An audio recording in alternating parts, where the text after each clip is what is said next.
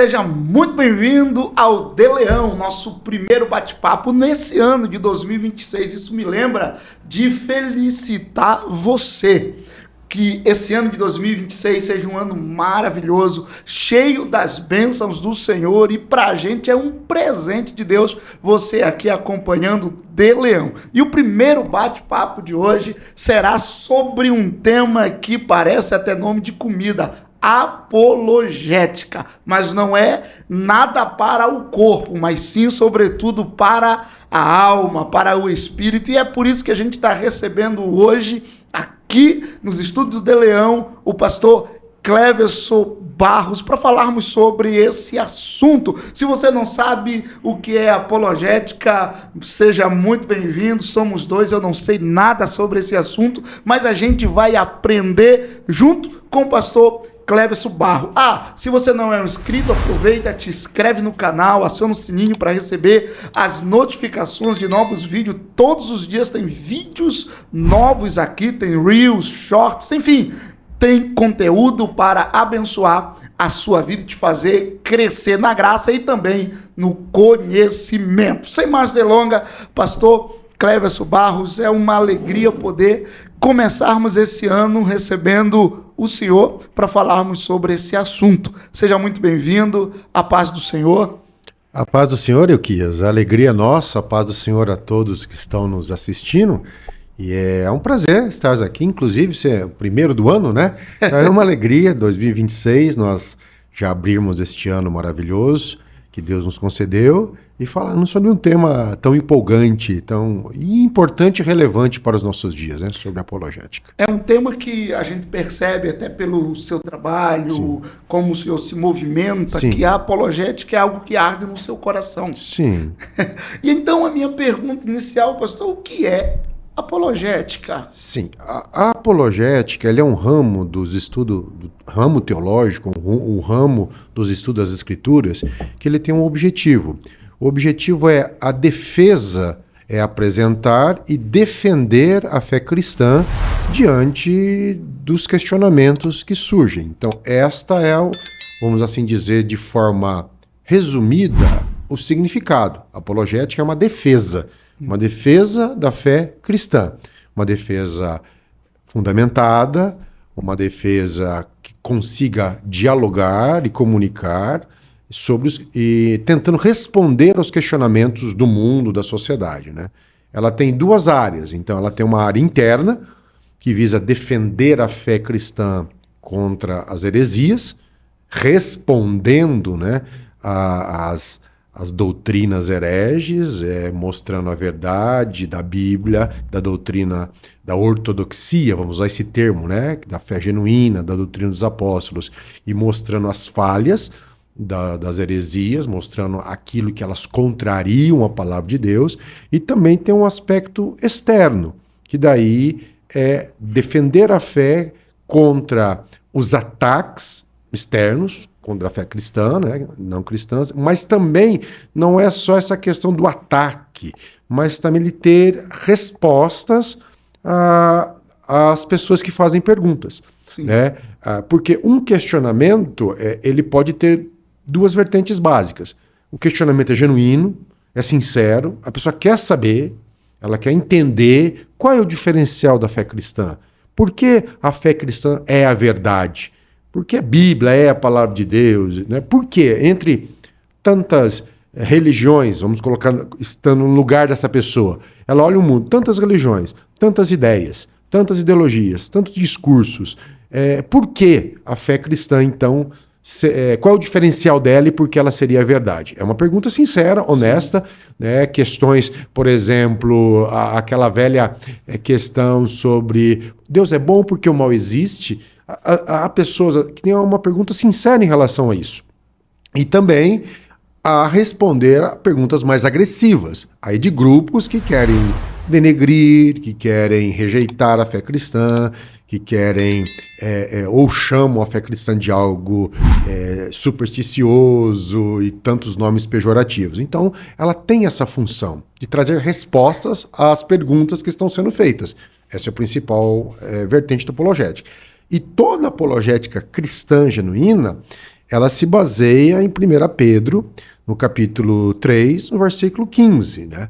Pedro fala de um contexto da igreja no ambiente de perseguição, né? A primeira carta de Pedro, ele escreve para uma igreja que sofria. Ela já sofria uma perseguição da sociedade. Ela já era considerada estranha, ela já era desprezada, rejeitada, e já havia um movimento naquele primeiro século, por volta do ano 60, 70 aí depois de Cristo, que a igreja era vista com estranheza. Tipo assim, esse povo é louco, ou esse povo não faz bem, esse povo é esquisito. Então, o Pedro, ele escreve nesse contexto. E aí, ele falando que se nós, no versículo 14, se nós sofrermos pela verdade, se nós sofrermos por aquilo que é certo, sofrermos por Cristo, nós somos bem-aventurados.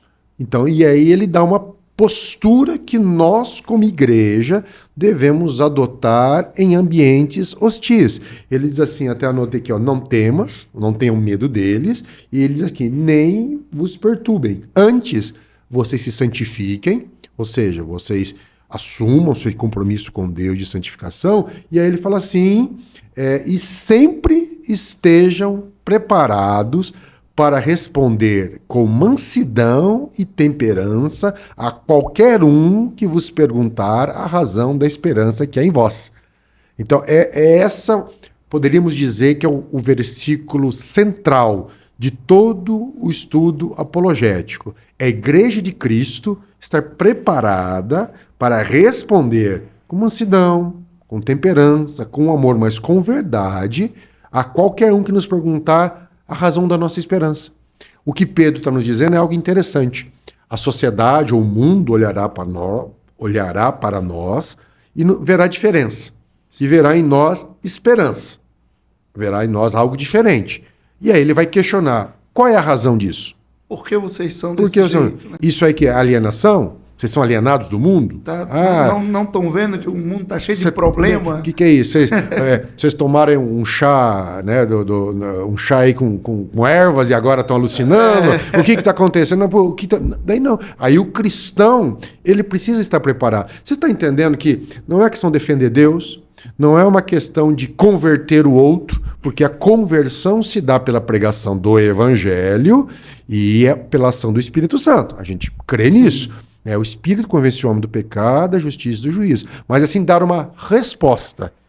Ou seja, a apologética, ela te instrumentaliza para você se manifestar diante de questionamento. Exatamente. Ela não te instrumentaliza para te ir para cima.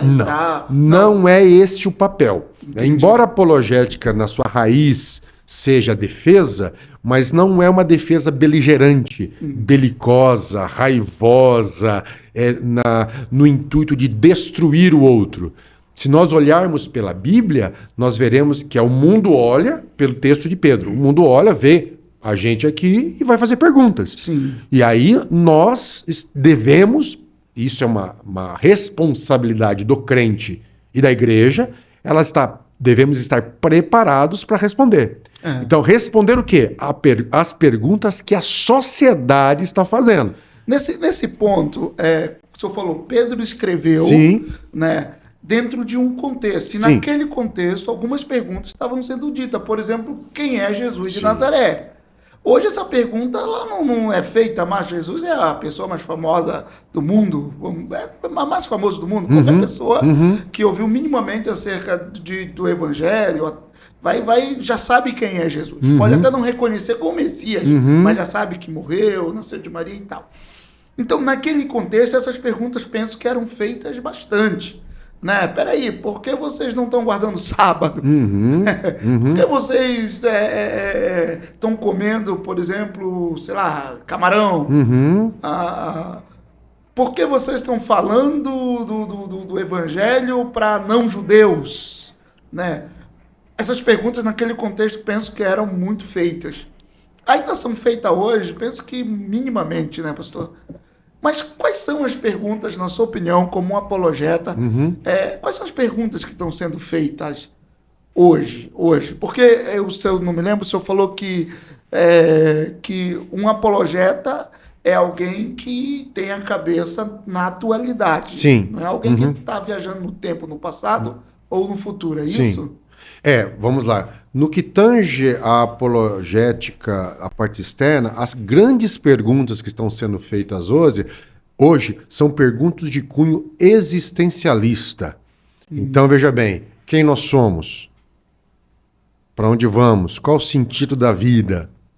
E, principalmente, por que vocês afirmam que a Bíblia é a verdade? Que Jesus é a verdade?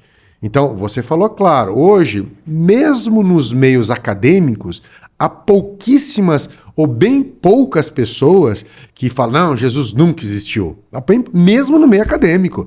Hoje há um consenso, né? Não há uma unanimidade, mas existe um consenso, mesmo nos meios acadêmicos não cristãos, que Jesus existiu, foi uma figura importante ali do primeiro século, dentro do contexto palestino, etc. Eles podem não crer que Jesus Cristo é o Filho de Deus, podem não crer que ele morreu e ressuscitou. Né? Muitos creem que ele morreu e morreu como um rebelde ali. Então a apologética ela vem trazer essas respostas. Por que vocês dizem que esta é a verdade? Existe verdade? Porque hoje nós vivemos um momento em que a verdade é desconsiderada, não é mais nenhuma verdade. Então, hoje, a apologética cristã, ela precisa lidar com a questão do subjetivismo. Ela precisa lidar. São perguntas assim, tipo assim, é minha fé, eu creio nisso, eu acho que é assim, você não tem nada a ver com isso. Por que você está me pregando esse Jesus? Ou por que você está me pregando que eu tenho que viver assim conforme um livro escrito há 2000 anos? Essa é a grande postura. Eu creio assim, eu vivo assim, fui criado assim, ou entendo que é assim, ou para mim a vida é assim, né? Então, não existe certo, não existe errado, como é que você me prova? Essa é uma grande questão. E uma questão que existe desde sempre, sempre vem à tona dentro dos debates apologéticos, né? É a questão da presença do mal no mundo. Então, também é uma questão apologética nos nossos dias, e mais uma questão que sempre tem que se lidar, está sempre envolvida, é a questão da relação entre Bíblia, fé cristã e a ciência. Aí ela precisa, existe ali certas tensões que sempre envolve uma resposta apologética a certas considerações materialistas que pegam a razão como a referência de tudo e aí levantam-se questões. Mas peraí, como é que eu provo que existem milagres? Como é que isso surge? Não, isso não existe. Os milagres relatados da Bíblia são construções, são invenções. Então aí cabe à apologética trabalhar estes temas com diálogo, com sinceridade, mostrando a razão da nossa fé e mostrando que a Bíblia permanece sendo verdadeira nesse sentido, né? Primeiro, olha como é que é interessante, nós vivemos uma sociedade bem pluralista, então tem a defesa da fé em relação a quem tem um pensamento cientificista, tem a relação da fé, as perguntas daqueles que são totalmente desesperançados. A vida não tem mais sentido, a vida é um absurdo, então existem essas perguntas existencialistas que a apologética tem que lidar, né? E existe as perguntas também de cunho espiritualista, porque diante de tantas religiões a Bíblia é a verdade. Então, continuam essas defesas da fé. O mundo mudou, a situação hoje é uma situação mais complexa, vamos assim dizer, mas a verdade continua e a igreja continua tendo seu trabalho para discutir a fé cristã nesses ambientes. Pastor, o senhor trouxe aí várias perguntas que estão sendo feitas e não precisa pensar muito que a gente, para poder dizer de fato isso tem acontecido, e eu acredito que qualquer pastor, qualquer pessoa que se propõe a falar de Deus vai enfrentar momentos que esses questionamentos serão feitos e ela vai ter, ou ele vai ter que se posicionar, vai ter que responder. Né?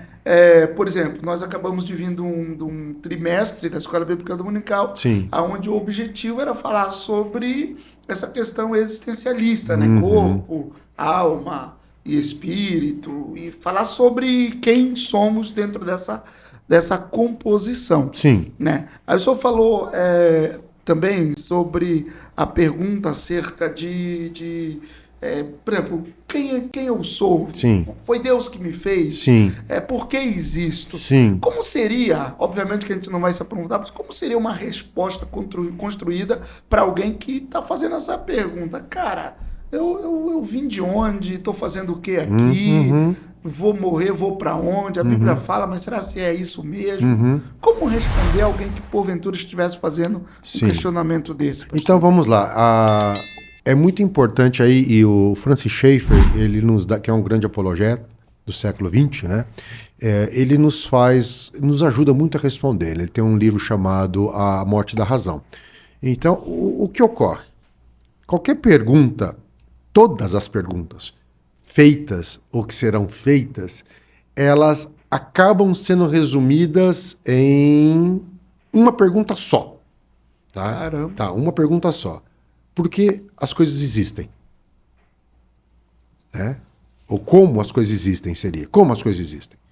A existência está aqui, eu estou na sua frente. Sim. Então nós temos que partir de algo. Eu parto algo, existência. Então, como ou por que as coisas existem? Aí, você só tem duas respostas. Essa é a pergunta matriz, essa é a pergunta de onde deriva todas as perguntas. Então você tem duas respostas. Ou hoje, tá? E não há uma terceira via. Ou as coisas surgiram do acaso. Do acaso. Então, eu creio que as coisas surgiram do acaso. Então, se as coisas surgiram do acaso, então nada tem sentido, nada tem valor, nada tem propósito.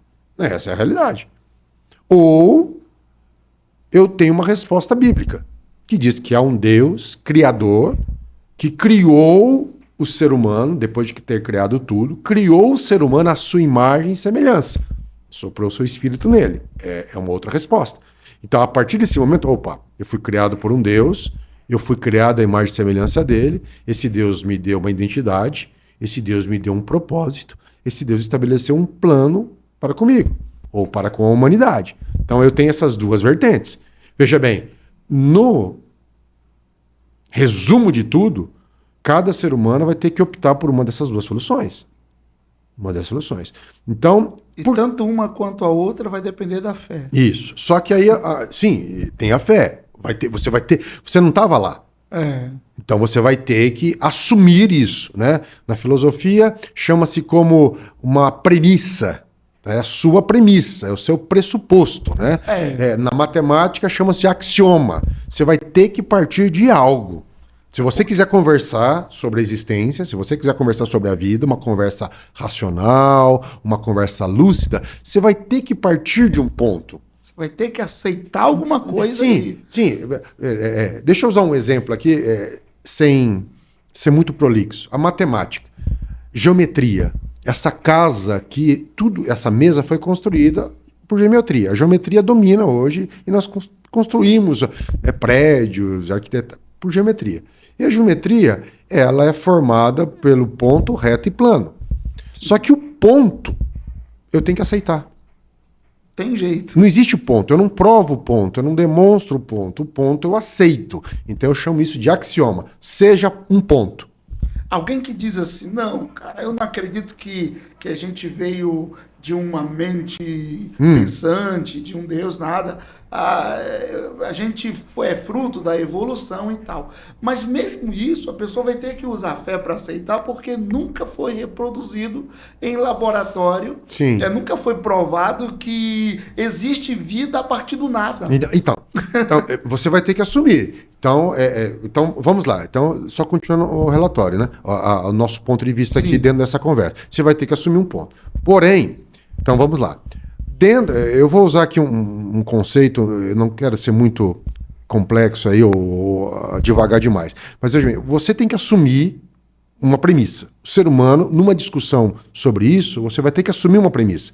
E baseado na sua premissa, você vai construindo o seu raciocínio. Tá, ok. Como é que eu sei que a minha premissa é certa? Boa pergunta. Eu vou saber se a minha premissa é verdadeira olhando para a realidade. Porque nós entendemos que a verdade ela corresponde à realidade.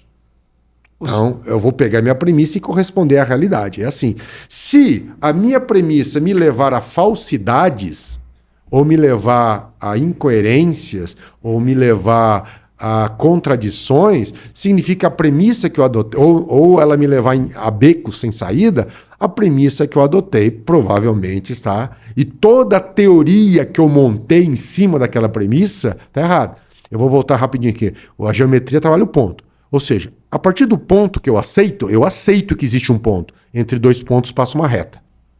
Sim. Ok? Então tá ali. E com a reta eu faço um plano. E com o plano eu faço as imagens geométricas. Ok? Então eu construo. Só que eu vou olhar para a realidade, eu vejo que bate com a realidade. Então a minha premissa assumiu verdadeira. Então, vamos voltar. Pergunta básica. A existência veio da onde? Da onde veio a existência? Eu tenho duas possibilidades, duas premissas. Isso veio do nada. Do nada. Mas o nada gera alguma coisa? Nunca foi provado. Não. É nada. Porque se não é nada, é alguma coisa.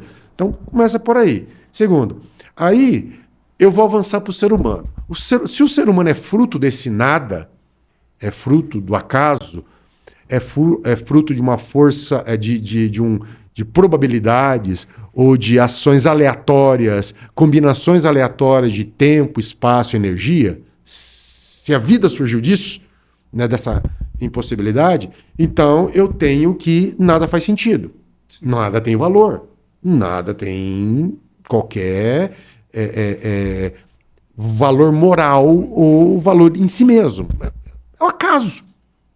Se isso é o acaso, então a ciência não tem valor. A vida não tem valor. Não existe dignidade no ser humano. Não existe amor, não existe justiça, não existe verdade, não existe nada daquilo que tem valor para o ser humano. Nada daquilo. Então, a própria ciência, a filosofia, a própria defesa, a própria liberdade, não tem valor, qualquer valor, não tem sentido nada. Viver, morrer, não tem qualquer valor. É o absurdo da vida. Que alguns existencialistas, né, o Jean-Paul Sartre, o Camus, chegaram, a vida é um absurdo. Então a vida não tem sentido, não tem nada. E isso me leva a um beco sem saída. Mas quando eu olho para a realidade, eu vejo que o amor está ali, sendo demonstrado de uma mãe para um filho, de um pai com a sua família, né, a busca por justiça, a própria verdade, a busca por uma verdade, seja uma verdade filosófica, uma verdade matemática, eu busco. Então eu vejo que encontro isso, então eu vejo que há sentido, que essas coisas pode ser um estilo metafísico, mas faz parte do ser humano. E quando eu olho para as escrituras, o que se encaixa à realidade, o que corresponde à realidade é a palavra de Deus, que diz que nós somos criados com racionalidade, com a imagem e semelhança de um Criador, que nos proveu, que nos sustentou, que tem um plano de amor, que embutiu em nós características que são dele, como a consciência do eterno, a consciência de justiça, né, a consciência do certo, da moralidade. Então eu começo a perceber que isso não é uma construção social. E se fosse uma construção, não teria valor. Então, por exemplo, nós vamos pegar aí, vamos pegar o ateu mais devoto que existe. Tá? Se ele trabalha numa empresa ou dá aula, se o salário dele não for pago no fim do mês, ele vai protestar. Ele vai falar assim, não foi justo. Mas não é justo. Do acaso, não existe justiça. Você não poderia exigir justiça. Então, ele entra numa contradição, porque ele está exigindo justiça, mas ele está exigindo uma coisa que não existe, uma coisa que não faz sentido. Porque ele partiu de um ponto... Sim, se ele seguir o raciocínio dele, ele vai cair numa contradição. Se ele for coerente com ele mesmo. Se ele for coerentemente, ele aguarda certinho. Se, por exemplo, alguém mais forte do que ele, né, for lá e tomar algo dele, tomar os filhos dele, tomar a esposa dele, ou tomar alguma coisa que é preciosa para ele, ele tem que ficar quieto. Por quê? Porque resta o quê? Realmente, o mais forte tem direito não, o mais forte lá, por ser mais forte, vai lá e pega o do mais fraco. Porque é a lei da natureza, é a lei da evolução. O mais apto, o mais forte, o mais capaz, ele sobrevive. Só resta isso. Então, tudo aquilo que construiu a nossa sociedade, tudo isso que construiu a civilização, tudo isso que tem valor para nós, que as pessoas saem na rua com bandeira, levantando, eu quero isso, eu quero direito, tudo sucumbe tudo, né? Então, né, essa pessoa, se ela for coerente com a premissa que ela assumiu, ela jamais vai poder olhar para a esposa dele, e dizer, eu te amo. Olhar para o filho e dizer, eu te amo. Porque o amor dentro dessa premissa não existe. Não existe. É só bioquímica. É algo. Não, se ele for honesto, ele. Então, o que é isso? Isso cai num desespero. Isso cai num niilismo que ninguém consegue se desvencilhar. Ou seja, já não é mais sobre religião, não. Já não é mais. Não. É sobre a própria existência. É sobre ser coerente. Acabou. Você está entendendo? E aí, não tem. Ele entra naquilo que Francis Schaeffer chama de linha do desespero. Você entra num desespero, você entra num vazio existencial gigante que, né? Um desses filósofos, eu não sei se é o Camus ou é eu acho que era o Camus, que durante as aulas em que ele expunha, que ele levava esse conceito de que a vida é um absurdo, ele tinha que depois trabalhar de alguma forma, porque os seus alunos começavam a adotar tendências suicidas. Por quê? Que se for verdade que esse professor está fazendo, vida não tem. É um absurdo, não tem qualquer sentido, qualquer propósito. Né? E aí, muitos, infelizmente, caem nessa visão, né? Nesse absurdo, nessa questão. Aí vem o papel da apologética com um papel de amor. Não, existe uma outra resposta. Existe uma outra possibilidade, né, dentro dessa discussão apologética. Né? Nós queremos por fé. Então, olha o que a nossa fé diz. Olha o que o Evangelho diz. Olha o que a palavra de Deus diz. Isso é maravilhoso. Você tem dignidade. E veja bem, não é uma dignidade que você conquista. Não é uma dignidade que você compra. Não é uma dignidade que se obtém. Não é uma dignidade que uma Constituição, a lei te oferece. Não. É uma dignidade inata. Você não interessa a sua cor, não interessa o sexo, não interessa a idade, não interessa a sua capacidade física ou cognitiva, não interessa o lugar que você vive, o tempo, a cultura, não interessa nada. A sua dignidade é inata, é inalienável e é imprescritível. Você está entendendo? Isso é maravilhoso. Isso é maravilhoso. Isso que é Bíblia. Isso que é palavra de Deus. Isso veja bem, o mundo quer isso. Todo mundo quer o seu direito, todo mundo fala em dignidade humana hoje. Os ateus, os agnósticos, os que desprezam a fé cristã, eles, não, dignidade humana, né? Os movimentos ideológicos, identitários, todos querem. Mas de onde veio? Qual é a raiz? Qual é a raiz disso? Se for adotar a premissa deles, você cai na incoerência. Então, o que você tem que fazer? Você tem que ser ou um esquizofrênico, ou você tem que ser um desonesto intelectual. Sim. Aí você vive uma dicotomia. Porque você assume uma premissa que te leva num beco sem saída, e aí você extrapola aquilo irracionalmente para tentar viver a vida. Só que daí eles acusam os cristãos de serem irracionais, de crer, né, em coisas espirituais, em coisas imateriais, mas quando eles, para continuar a vida, eles têm que ser irracionais. Então a racionalidade bíblica está aí. Há um Deus que criou todas as coisas. Há a beleza. Olha a beleza. Me explica a beleza. Você vê, né, as pessoas extasiadas diante da natureza, diante de um nascer do sol, de um pôr do sol, a beleza, por exemplo, de uma arte, de uma literatura, de uma música. Explica a música. Você não consegue explicar a beleza musical ou o fascínio musical que tem sobre o ser humano, uma música bonita, bem feita. Eu não estou falando só de música evangélica, estou falando de uma música bem composta. A música em si, uma melodia, uma harmonia, instrumentos afinados, aquilo que agrada, apazigua. Você não tem como explicar isso em termos evolucionários, em termos meramente materialistas. Por que atrai o ser humano dessa forma? Porque tem beleza, porque é algo que impressiona, porque o cara compôs uma música lá no século XVIII, XVII, e hoje ainda ela emociona uma pessoa que ouve pela primeira vez, uma criança. Por que tanta beleza assim? Aí a pessoa busca uma explicação, vai lá na Bíblia, lá no começo de tudo, Tá lá. e a gente vê a Tá beleza lá. sendo Sim, posta. e a beleza e esse Deus é um Deus amoroso, aí claro, aí vai, não, porque aí nós temos a questão da queda, que ela denigra a imagem de Deus, ela deforma a imagem de Deus no ser humano. Aí a Bíblia explica por que existe isso. Porque existe a beleza, mas porque também existe a feiura. Olha bem a questão do problema do mal. Vamos falar. O mal, o sofrimento. Para um ateu, agnóstico, alguém que despreza a fé cristã ou crê naquela primeira premissa que tudo veio do acaso ou tudo veio do nada, ele não pode reclamar do mal. O mal é normal. O O acaso sofrimento faz parte, né? Faz parte. Morrer, o sofrimento, a dor, a violência, o mais forte tomar do mais fraco é normal. Faz parte da vida, sempre foi assim e sempre será assim, ok? Vamos para a Bíblia? A Bíblia nos fala que o mal é anormal. O mal é um invasor.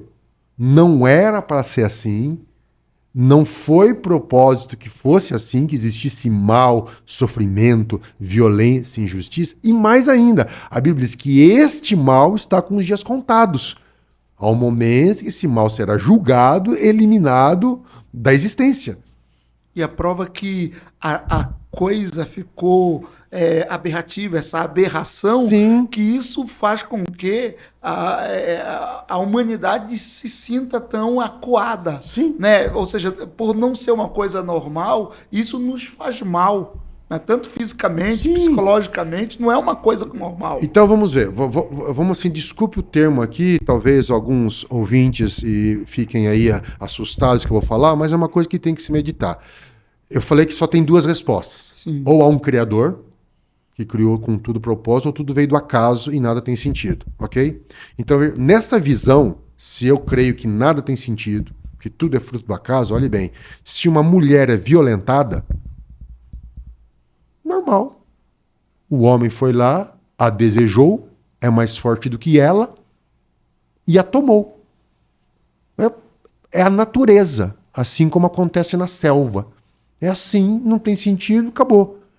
Então, essa pessoa não pode. É este que defende que a vida veio, que assumiu essa premissa, ele não tem argumentos para dizer. Agora a Bíblia diz: não, é errado. É errado porque aquela mulher é a imagem e semelhança de Deus. Ela tem dignidade e ela deve ser protegida. Ninguém pode ter acesso a ela sem o consentimento dela. Essa é palavra de Deus. Isso é resguardo. Então você percebe as incoerências que o mundo cai. Aí a apologética traz essas respostas. E é impressionante como muitas manifestações, muitas lutas sociais que desprezam a fé, que desprezam o evangelho, mas estão lutando para debaixo de uma visão, debaixo de algo que a Bíblia defende. Sim. É impressionante, mesmo negando. Alguns, eu digo que usurpam. Usurpam, é uma usurpação. Então eles dizem... Roubam, né? Roubam. Eles desprezam que aquilo... Mas se eles forem honestos intelectualmente, eles vão saber que aquilo foi retirado da Bíblia. Tudo que existe de bom na sociedade hoje... Tudo que existe de valor na sociedade hoje, de relevante, tudo aquilo que compensa lutar por aquilo, batalhar e proteger aquilo, se você for olhar, está dentro das Escrituras. Sim, sim. Você está entendendo? A bondade, a beleza, a dignidade, a justiça, está dentro da Bíblia. Só que, veja bem, elas trazem uma moldura. E isso, ela vem dentro do que o Criador deseja. Então eu não posso criar a minha própria justiça, porque a minha justiça, o que é certo para mim, não é certo para você. Então, aí entra um outro lado da apologética, né? Se o que é certo e errado for uma construção social, ela também não tem valor. Você concorda comigo? Sim, porque se é daquela premissa. Sim. Então, vamos lá. Então, vejam, o certo e errado é uma construção social. Então, eu construo o certo e errado, ou me junto com um grupo de pessoas e nós definimos o que é certo e errado, ok? Então, acabou. É uma construção daquela sociedade. Como é que eu vou acusar o nazismo? A sociedade alemã na década de 30 e 40, durante o nazismo, para ela, era certo matar judeu, matar homossexual, matar cigano, era certo para ela. Então, com que critério eu vou acusá-los? Eu vou dizer, vocês estavam errados, ou como nós sabemos que estavam errados. Onde que é? Não é uma construção social, é eles que construíram. Se lá em determinado país, em tal lugar, eles entendem que é certo você queimar a viúva junto com o corpo do marido, aquilo é certo. A moça está ali, o marido morreu, a moça, ela como esposa, é propriedade, porque a sociedade entende que é uma propriedade do marido, ela será queimada junto. E tá certo.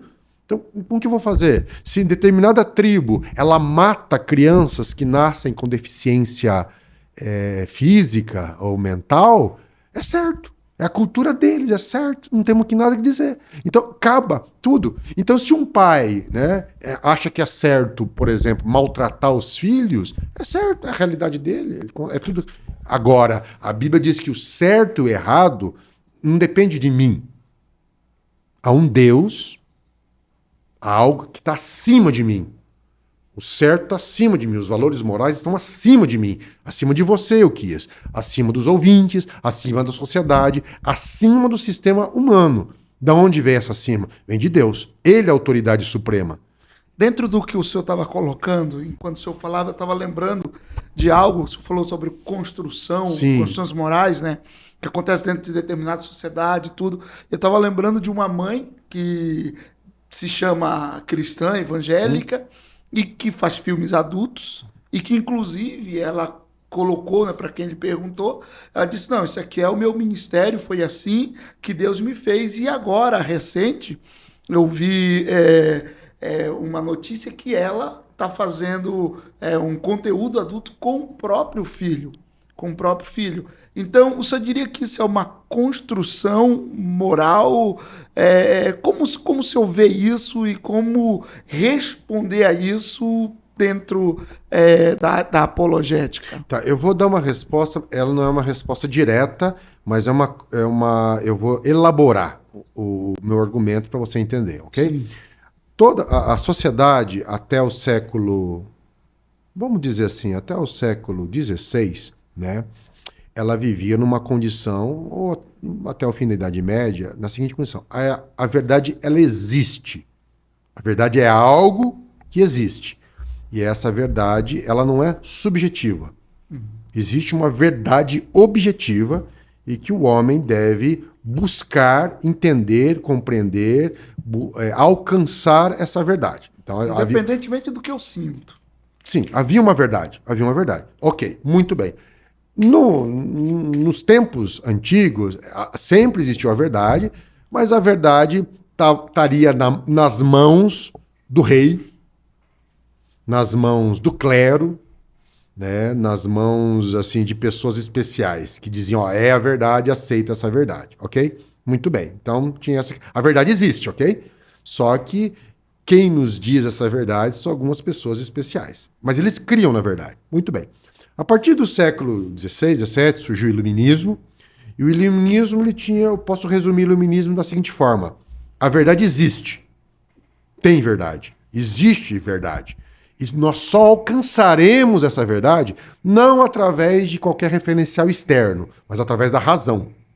A razão, o racionalismo, a mente, a capacidade de racionar, o teste empírico, a ciência, ela nos levará ou nos revelará a verdade.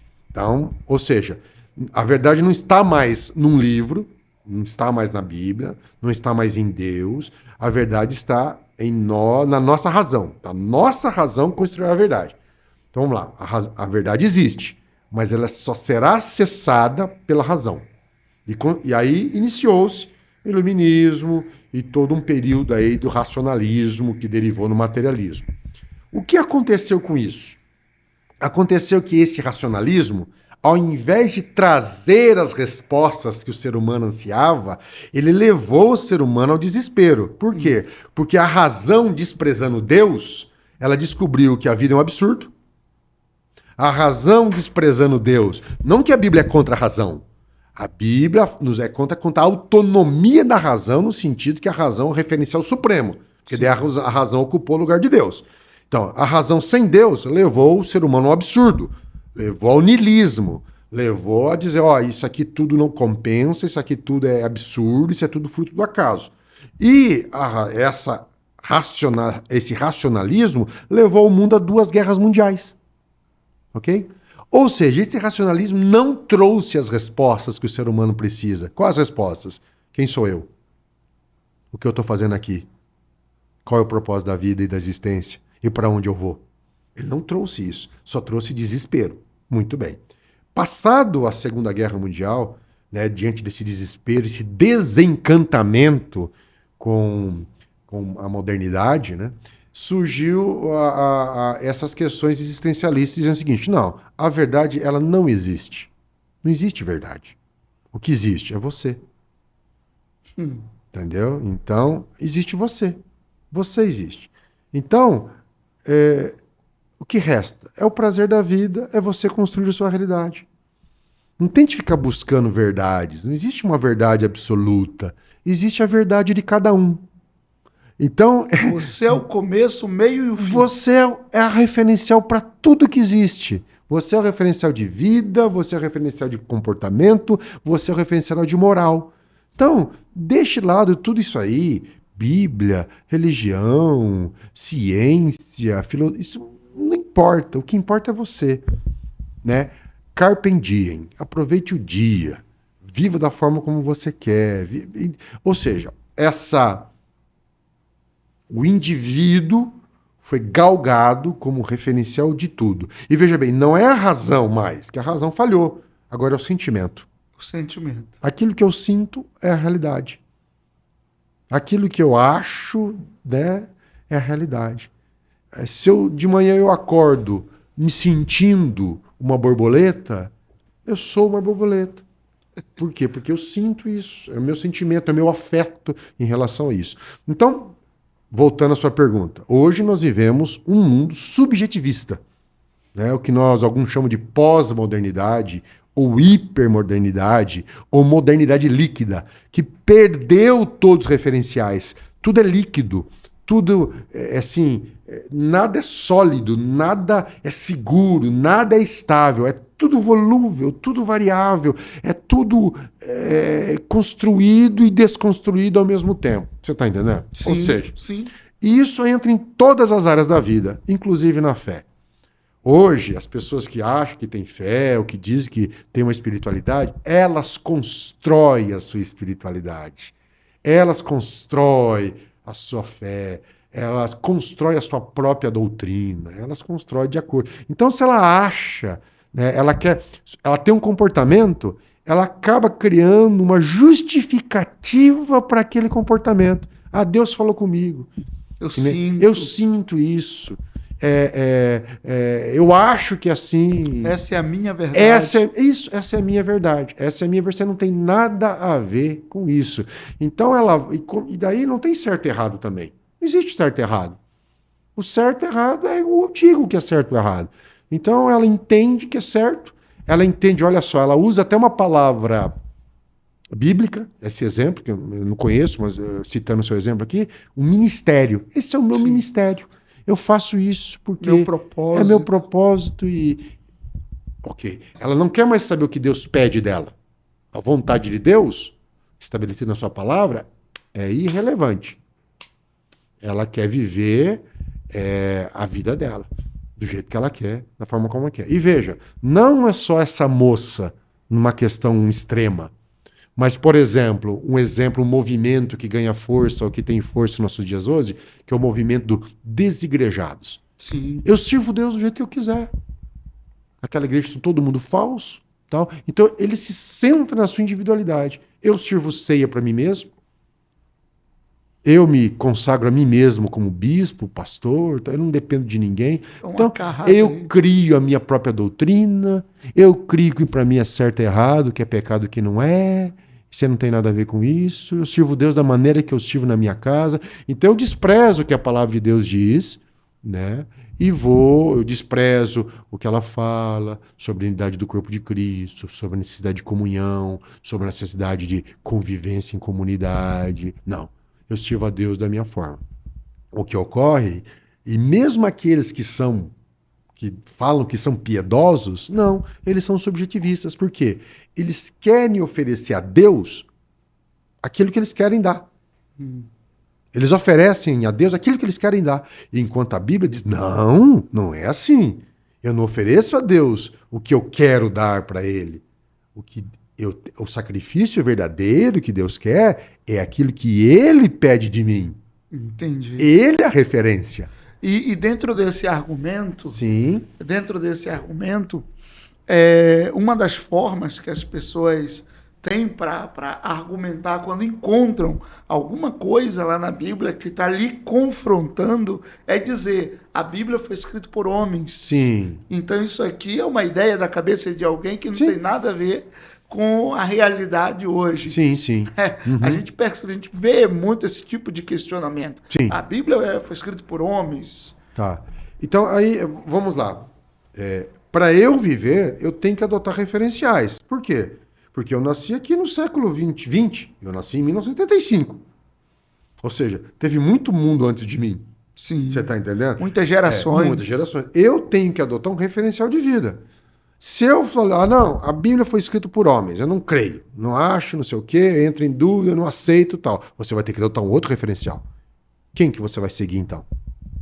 Você vai ter que seguir alguém. Tem um monte de candidatos aí, né? Você vai ter. E aonde eles vão te levar? Você está entendendo como é que é a coisa? Agora, mais uma vez eu falo, a Bíblia, tá, foi escrita por homens, sim, mas homens inspirados pelo Espírito Santo, que o que eles escreveram reflete a verdade. E pastor, Sim.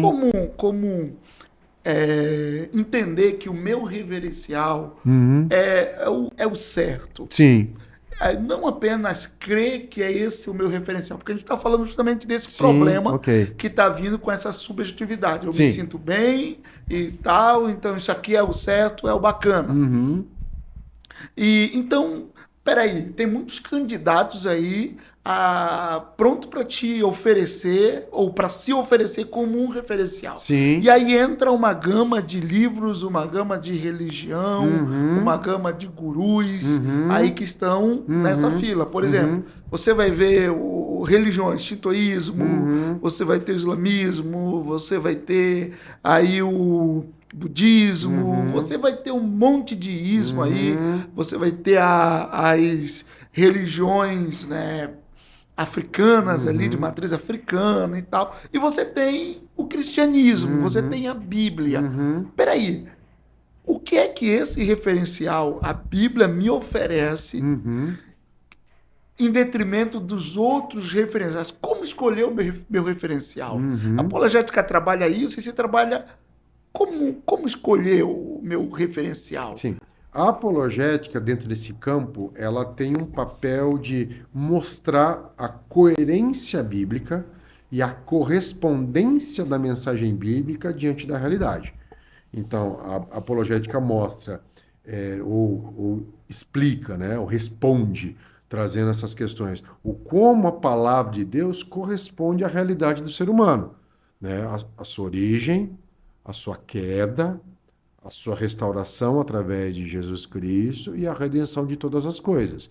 Então, a apologética mostra isso, ela mostra a coerência da fé cristã em relação às outras propostas. Então, ela mostra a coerência. Se você for analisar as outras propostas, todas elas vão se basear em dois aspectos. Eu estou falando agora de campo religioso, tá? Sim. Campo religioso.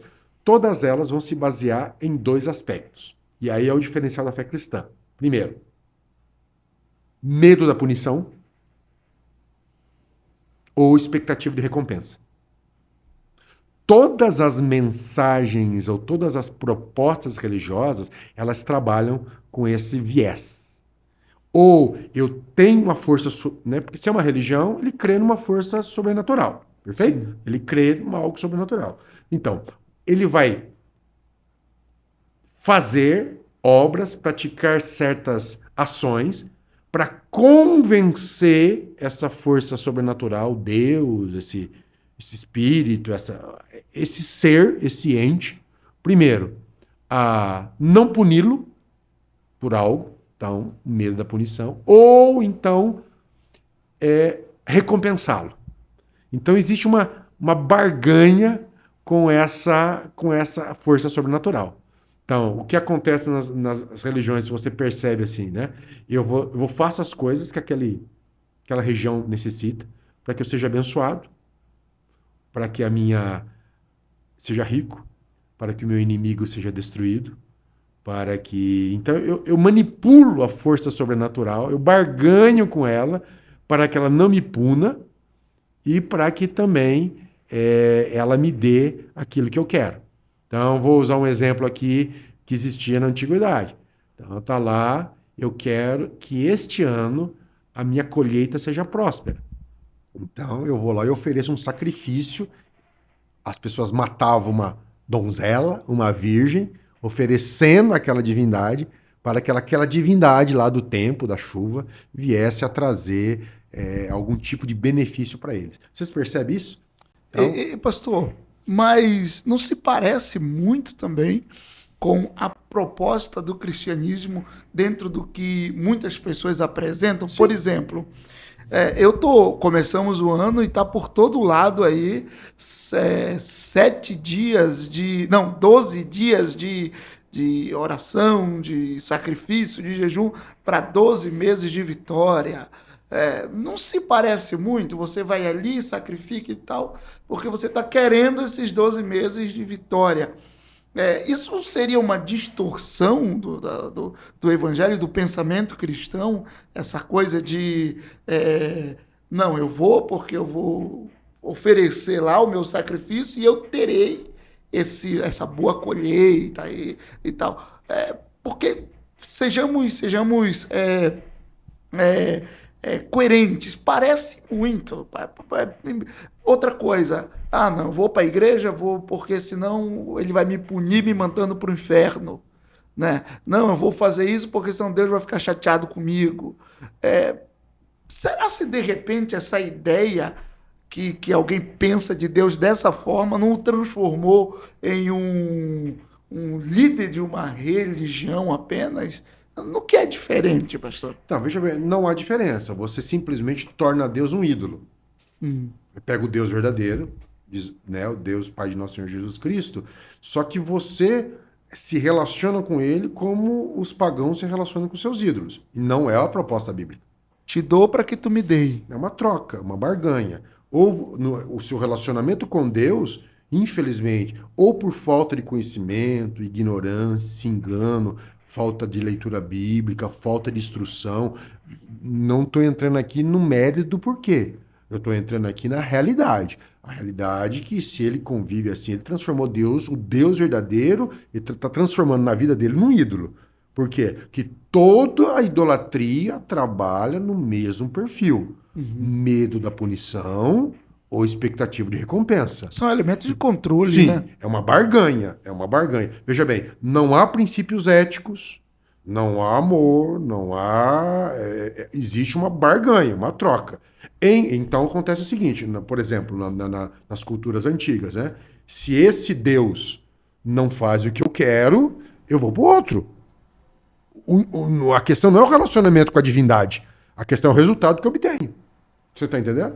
Eu vou para o outro Deus, eu vou para o Deus que faz aquilo que eu quero, e o que eu consigo controlar, que eu consigo manipular, ou que eu consigo barganhar. É isso que acontece. Por isso que Atenas tinha tantos altares, né? Para ver se algum deles funciona. Por quê? O que eu quero? O resultado. Eu não quero relacionamento, eu quero resultado. Né? Eu vou na padaria e quero pão. Não me interessa o padeiro, desde que me dê um pão gostoso. Você está entendendo? Alguns, a sua espiritualidade é isso. Então eles vão lá, eles querem o resultado. Então eles vão na igreja A, na igreja B, na igreja C, na seita tal, na religião tal. Eles querem uma vida tranquila, eles querem a prosperidade material, eles querem o inimigo deles silenciado, destruído, ele quer o domínio, ele quer a tranquilidade, ele quer o conforto. Ele quer isso. Tá, muito bem. Só que o Deus apresentado na Bíblia não se pode manipular. Ele é supremo. Ele é senhor. Entendeu? Não tem. Você não convence Deus, você não compra Deus, você não barganha com Deus. E este Deus, ele se relaciona conosco com graça, que é o favor e merecido. É graça. Não tem. Ou seja, eu sou um pecador, eu não tenho direito nenhum diante de Deus, nenhum. Mas a graça alcança, a graça liberta por meio de Jesus Cristo, e agora eu tenho um relacionamento de pai e filho, de senhor e servo, de mestre e discípulo. Então, a minha vontade, o meu gosto, o meu interesse, o que eu acho, o que eu penso, as minhas interpretações é irrelevante. O que vale é a vontade dele, é a palavra dele, é o que ele prescreve para mim e ele me orienta. Então, o meu relacionamento dele é com graça. Pela graça sois salvos mediante a fé. Isso não vem de vós, é dom de Deus, não vem pelas obras para que ninguém se glorie. Então, respondendo a sua pergunta, fizeram essa pergunta para esse C.S. Lewis. Ele estava dentro de uma conferência. Qual é a diferença da fé cristã com todas as outras fés que existem? Ele respondeu: graça. É a única mensagem, vamos usar o termo religioso, né, dentro desse contexto, né, que o evangelho não é uma religião, mas vamos usar, que é a graça. É o favor imerecido de Deus a um ser humano que não merecia ir para o inferno, merecia condenação. Rebeldia, pecado, injustiça, iniquidade. Ele, com graça, envia o filho dele. O filho dele morre pelos nossos pecados. E a fé, né, no filho dele manifesta essa graça, me perdoando, me purificando e me lavando. Então essa é a diferencial. É única. Se você estudar todas as propostas religiosas, a única em que a grande é um relacionamento com Deus verdadeiro por graça é a Bíblia. Os demais, todos, sem exceção, inclusive muitas vertentes daquilo que se chamam cristianismo, eles trabalham, é barganha. Isso que eu ia colocar para o senhor. Há muitas vertentes do cristianismo, né, que quando a gente olha assim, a gente percebe que está sendo posto ali é uma barganha. Sim. Se você trouxer, você terá. Sim. Se você não trouxer, sim, você não terá, pronto e acabou. E isso tanto no aspecto material, sim, quanto também no aspecto espiritual. Sim. E quando o senhor colocou, isso é maravilhoso, eu acho que se a gente olhar dentro do aspecto de religião, eu nem gosto muito dessa palavra, a religião cristã é a única que tu vai sabendo que tu não merece nada. E não tem o que tu possa fazer para merecer. Qualquer coisa que tu receber vai ser por puro favor. Sim. Não temos graças e não temos mérito e não temos direito. A Bíblia fala isso aí. Então, por que a mensagem cristã hoje, a mensagem bíblica cristã, é tão ofensiva à sociedade? Porque somos materialistas? Porque a sociedade hoje prega: você é um Deus, você é especial, você consegue tudo, você pode, você... E a Bíblia fala: você é desgraçado, pobre, cego e nu. Você é um pecador. Todos pecaram e destituídos estão da glória de Deus. Pastor, enquanto a sociedade fala: a realidade você constrói, a Bíblia fala: não, a realidade está debaixo de um Deus Todo-Poderoso. Enquanto a sociedade fala: você é um potencial e desenvolva, a Bíblia fala: não, de jeito nenhum. Você é carente da misericórdia divina. Então, essa é uma mensagem ofensiva para a sociedade hoje, né? Então, muitos não querem.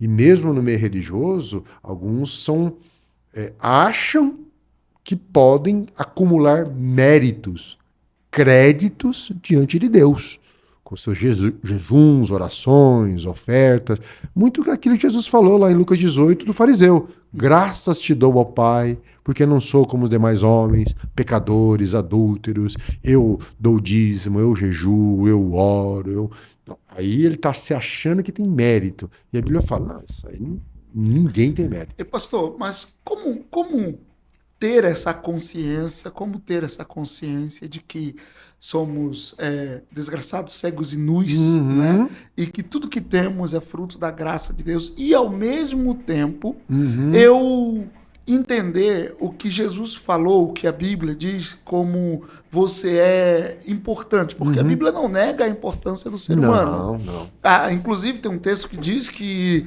eu acho que é da Bíblia, o senhor pode me corrigir, que os seres humanos são como a menina dos olhos do Senhor, não toque, tem um texto que fala, não toque no meu ungido, enfim.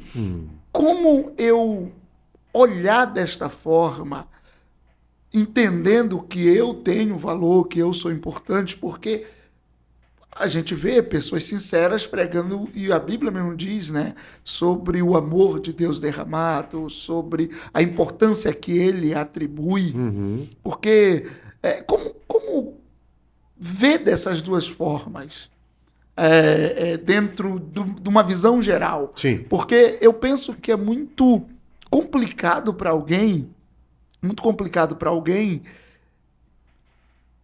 introspectar, entronizar no seu coração esse olhar de eu sou um desgraçado, se eu sou um cego, eu sou nu, eu sou...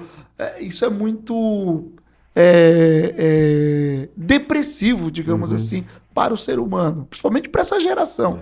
Então, como eu olho a valorização da qual o Senhor me atribui, me dizendo que eu sou importante, tenho valor, e ao mesmo tempo olho para a graça e digo, mas eu não mereço nada. Tá. Como? Então vamos lá. O Nietzsche não gostava de Paulo, porque Nietzsche era aquele que defendia sobre o super-homem. O homem autêntico, o homem livre de todas as amarras, o homem autônomo, né? E ele olhava para Paulo, ele detestava Paulo, porque Paulo olhava para si mesmo, como Romanos 7, miserável homem que sou, quem me livrará do corpo dessa morte? O bem que quero não faço, o mal que não quero, isso faço. Então essa é a relação de Paulo. Então vamos lá. Primeiro, só o Espírito Santo de Deus pode convencer o homem do pecado, da justiça, do juízo e da sua miserabilidade. Ok? Então a Bíblia é isso, é muito importante que o Evangelho, ele tem uma moeda com duas faces. A primeira face me diz assim: todos pecaram e destituídos estão da glória de Deus. Não há um homem bom sequer. Então ela quebra o meu orgulho, ela quebra a minha arrogância, ela quebra o meu impulso por direitos, exigir direitos diante de Deus, ela revela. Só que tem um outro lado. Né? Paulo fala assim, miserável homem que sou, e em seguida ele diz assim, mas graças a Deus por Jesus Cristo. Então, ao mesmo tempo que o Evangelho revela a minha pecaminosidade, a minha imoralidade, o meu egoísmo, a minha cobiça, a minha concupiscência, o meu desejo de autossuficiência, o meu desejo de sobrevivência à custas dos outros, a Bíblia me revela tudo isso, é um espelho. Por isso que tanta gente não gosta da Bíblia. Ao mesmo tempo ela revela, mas Deus me ama. Deus prova o seu amor para conosco, pelo fato de Cristo Jesus ter morrido por nós, sendo nós ainda pecadores. A Bíblia não passa a mão dizendo, não, você tem valor, você é uma pessoa preciosa, você é um pecador. E o seu destino é o inferno. Mas você sendo um pecador, rebelde, egoísta, orgulhoso, arrogante, cobiçoso, há um Deus que te ama.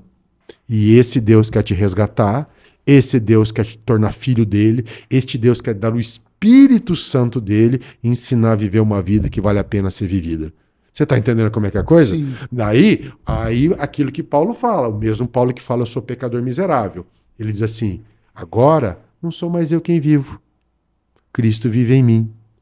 E a vida que agora vivo na carne, viva na fé do Filho de Deus, que por mim se entregou. Então muda, o referencial não sou mais eu. O cristão convertido, que teve uma experiência com Deus, nasceu de novo, ele deixa de ser autorreferente ou deixa de qualquer referência externa e agora a sua única referência é Cristo. Por isso que Paulo fala, 2 Coríntios capítulo 5, versículo 17.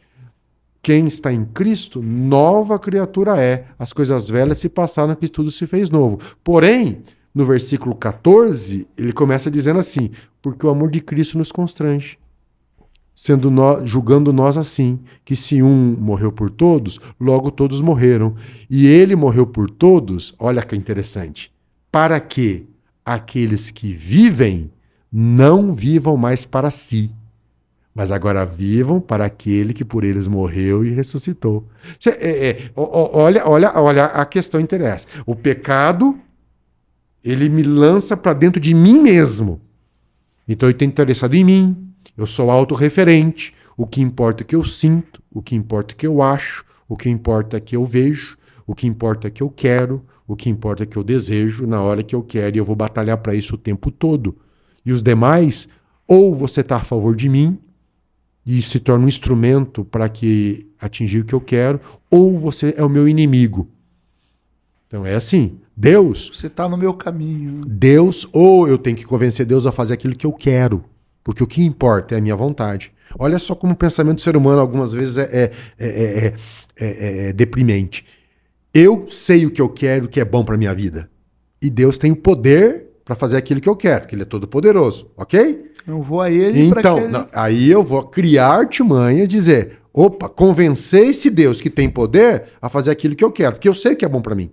Eu sei o que é bom para mim. Então eu vou lá, Senhor, eu sei o que é bom para mim, tu tens o poder, vamos fazer uma parceria aqui, ok? Você faz o que eu quero e aí eu falo de ti. Eu falo de ti, eu canto para ti, eu oro para ti, eu digo que tu és belo, que tu és bom, que tu és Senhor. Aí eu vou, como se Deus tivesse carência afetiva. Tá entendendo? Você tá entendendo como é que é a coisa? É exatamente isso que acontece. Sim, então, só que a Bíblia fala, não, agora o verdadeiro, quem experimentou o Evangelho, a marca de quem nasceu de novo, agora ele reconhece o seu pecado, ele reconhece quem ele era, reconhece o amor de Deus por ele, reconhece que ele é precioso, sim, porque Cristo morreu por ele. Ele tem valor, sim, porque Cristo morreu por ele, mas o valor dele não é intrínseco em si mesmo, o valor dele está em Deus, Deus o ama. É o amor de Deus que é precioso, que é valoroso. E agora eu respondo esse amor. Como? Em gratidão, em uma vida santa, em servindo ao reino, e vivendo aquilo que o salmista Davi fala. O que darei ao meu Deus pelos benefícios que me tem feito? Uma vida em gratidão, uma vida em reverência, uma vida numa proposta de agradar, porque agora ele é meu pai, então eu tenho uma proposta. Agora o objetivo da minha vida não é a sobrevivência. O objetivo da minha vida agora é agradar, é fazer a vontade dele, é que ele tenha prazer da forma como eu vivo, assim como teve prazer no Filho unigênito Jesus Cristo. Então muda, o relacionamento muda. Então eu vou voltar. Agora eu não vou na padaria comprar pão. Eu vou na padaria falar com o padeiro. Não mais é importante que o pão. Não é sobre o pão. É sobre o padeiro. Eu quero lá conversar com ele, eu quero lá Passar um tempo lá, conviver, aprender com ele, viver. Porque o pão está garantido. O pão ele me dá pela graça dele bondade. Não vos inquieteis, porque a vez de comer, beber e vestir. Vosso pai sabe que vocês precisam de tudo isso. Então, para de ser um jogo de barganha, para de ser um jogo de troca, para de ser um jogo de convencimento e se torna um relacionamento de um pai com o filho. É um relacionamento com Deus, né? Agora, por isso Paulo fala, continuando no Coríntios 5,17, porque Deus estava em Cristo reconciliando o mundo. Então, fomos reconciliados com ele pelo poder da palavra. Então, ou seja, agora sim, em Cristo, e agora o valor que eu tenho é aquele valor que Deus me deu. Eu sou templo do Espírito Santo dele.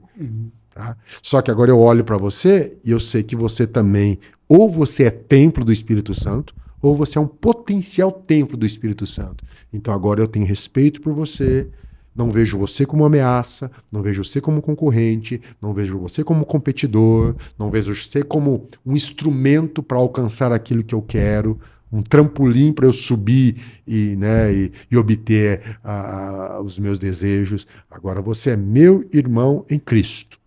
Pastor, pegando esses dois pontos que o senhor colocou, como é que fica a luta pela vida a partir dessa observação? Porque até então,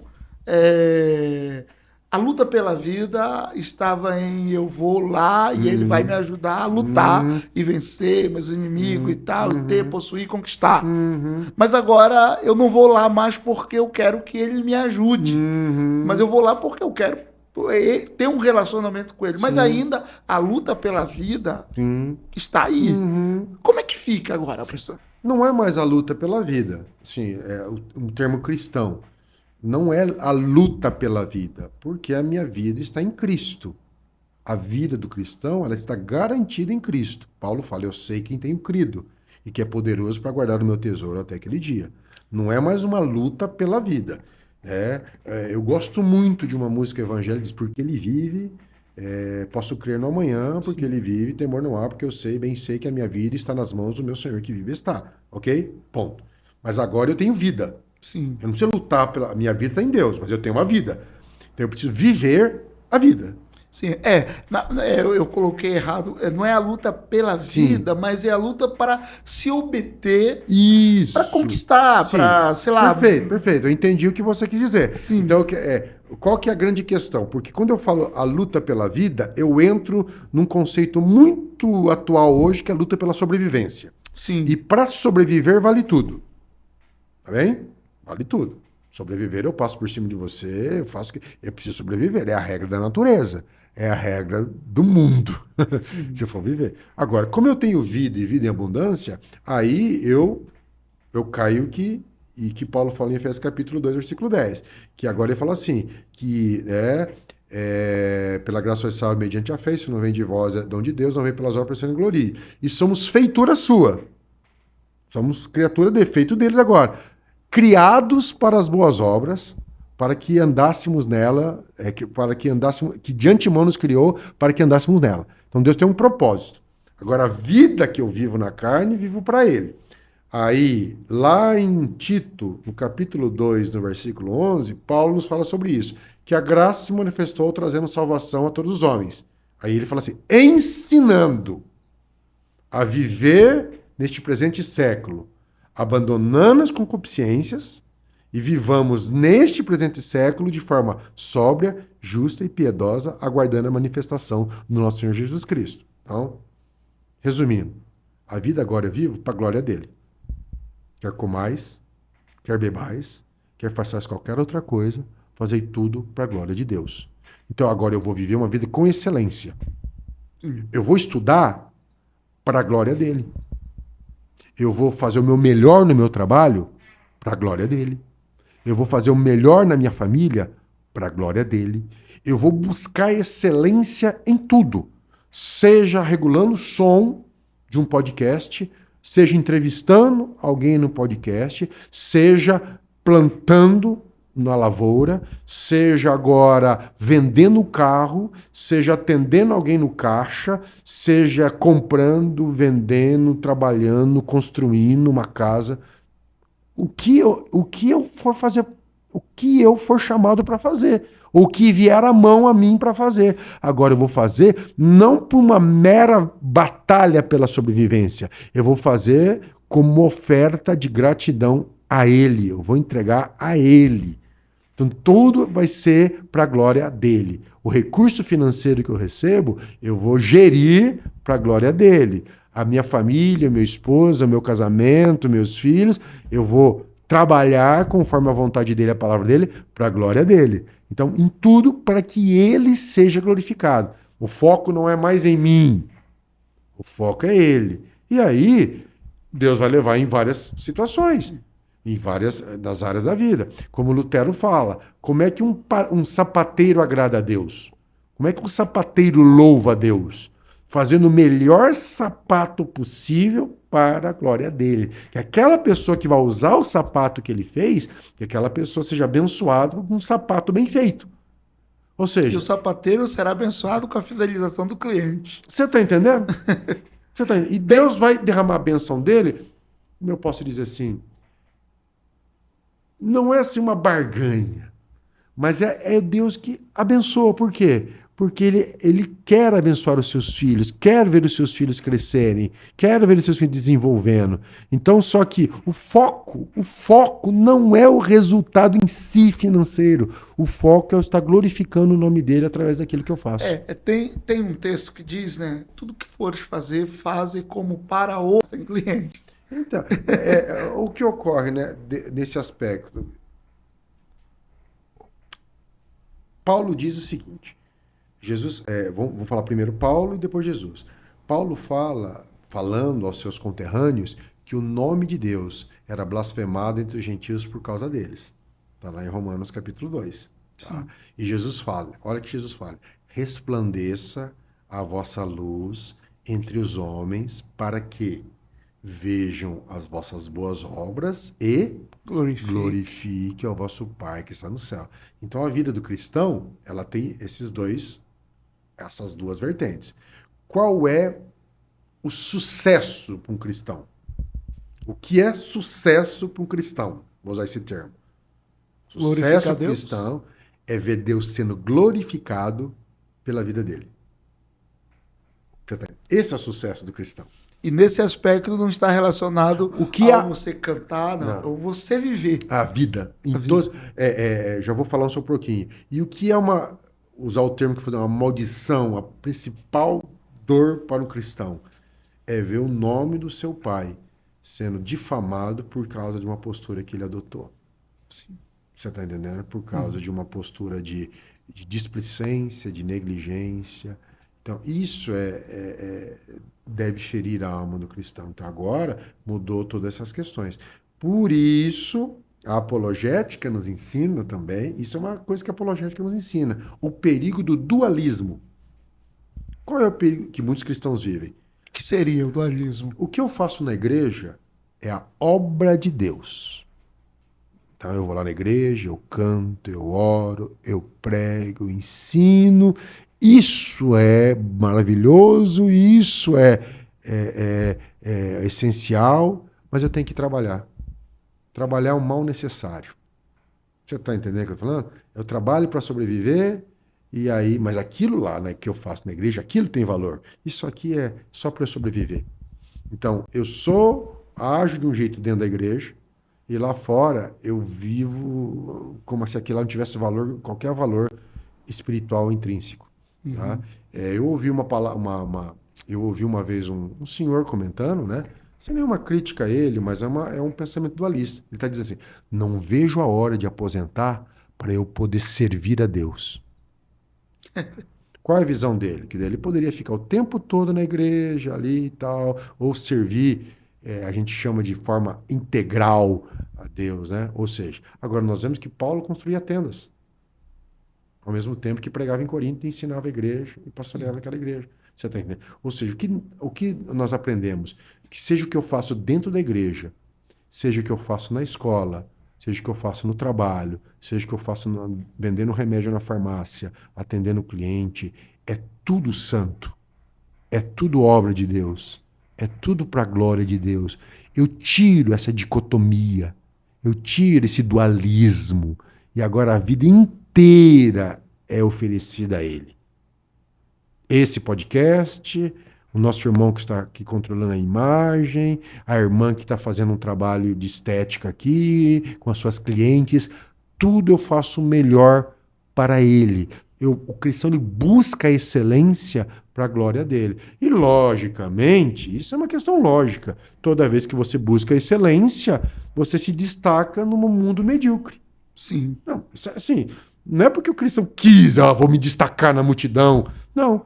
A mera busca pela excelência para a glória de Deus, assim, não mera, simples busca pela excelência, vai fazer você destacar. Você quer ver um exemplo? Daniel 6. Daniel 6. Diz que Dario chegou lá na Babilônia que estava uma bagunça. Eu não vou entrar agora no contexto histórico, que não vai dar tempo, não é o caso. Mas a Babilônia estava uma bagunça. Estava uma bagunça na mão de Beltesazar. Virou uma bagunça. Aí Ciro conquista, deixa Dario para governar a Babilônia. Então Dario tem que pôr em ordem as coisas. E ele estabelece 120 príncipes para governar, pôr em ordem aquela administração que estava lá. Tá? E desses 120, Daniel 6 fala que ele escolhe 3 presidentes para gerir, para supervisionar aqueles 120 príncipes. Então tem uma estrutura administrativa estabelecida ali. E diz que entre esses 3 presidentes ele escolheu Daniel. E a Bíblia fala por que ele escolheu Daniel. Porque em Daniel havia um espírito de excelência. Isso não tem nada sobrenatural. Daniel era um profeta. Tinha visões, revelações, não. Mas aquilo ali não é algo sobrenatural. O que significa? Daniel fazia tudo bem feito. E diz que o rei Dario pensava em colocá-lo sobre todo o reino. Por quê? Porque Daniel, com 80 anos de idade, que é a idade mais ou menos calculada que ele tinha naquela época, né? Considerando que Nabucodonosor morreu, Beltesazar, e agora era Ciro, o persa. Então ele tinha uns 80 anos, não era mais o jovem que saiu cativo de Judá. Já era um senhor de 80 anos. E mesmo assim ele era excelente. Ele se destacou entre os demais. E se você vê, Daniel não queria se destacar, não tinha qualquer intenção. O que Daniel queria era viver uma vida de excelência. Desde quando ele chegou lá, não vou me contaminar com os manjares do rei, mas nós vamos estudar, e o rei achou sabedoria nele melhor que todos os outros, né? Ele e seus amigos. Então veja bem, um ambiente pagão, um ambiente idólatra, um ambiente em que ele era cativo, ele era um dos cativos de Judá, um ambiente contrário à sua fé, e mesmo assim ele se destacou diante de todos pela excelência dele. O nome de Deus foi glorificado, e automaticamente ele, assim, não é que ele buscou isso, ele teve uma projeção. Foi promovido por conta do bom trabalho que ele prestou, pastor. Nesse ponto, eu acredito que a igreja, os ensinadores falharam grotescamente em instruir a igreja. Por quê? O que a gente percebe é que tem uma pessoa que no seu trabalho é um mau funcionário, não faz com excelência, mas que essa pessoa não estuda, não se prepara, mas essa pessoa vai para as campanhas e tudo para pedir uma promoção a Deus, mas no trabalho não glorifica a Deus pela maneira como realiza aquilo que lhe vem à mão.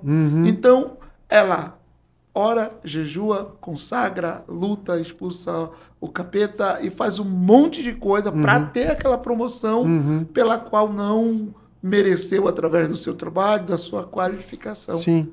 Né? Então, por que eu digo que muitos ensinadores falharam nessa instrução? Porque o reflexo está por todos os lados na igreja.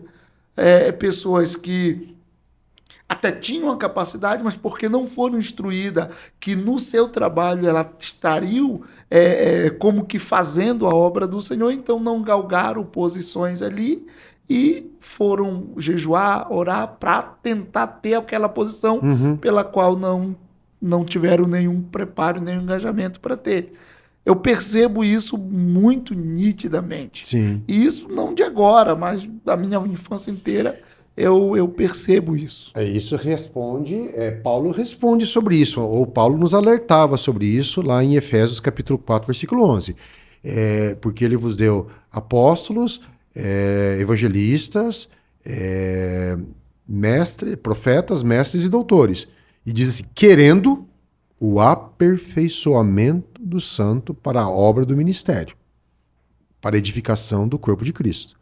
Então, aí a gente olha, pensa que aquilo é só dentro da igreja. Não. O aperfeiçoar o santo é despertar a consciência do crente desse papel, essa responsabilidade que ele tem na sociedade, no mundo que ele vive, de glorificar o Pai. Porque até chegamos à estatura de varão perfeito. E o que Jesus falou na estatura de varão perfeito? Estou aqui cuidando dos negócios do meu Pai. Estou aqui para glorificar o nome do meu Pai. Estou aqui para fazer a vontade do meu Pai. Assuntos, sim! Né? E isso Jesus, com 12 anos ele falou isso. Falou isso. E veja bem, até os 30 anos, Jesus foi um carpinteiro. Não foi um rabino. Depois ele assumiu o ministério e fez o que... Mas até ele era um carpinteiro, sustentando a família dele. E vivendo e ali estava tratando os negócios do Pai também, vivendo com excelência. Então, este princípio da maturidade é assumir a responsabilidade do cristão. O cristão não estuda na prova para tirar nota. A nota é essa consequência.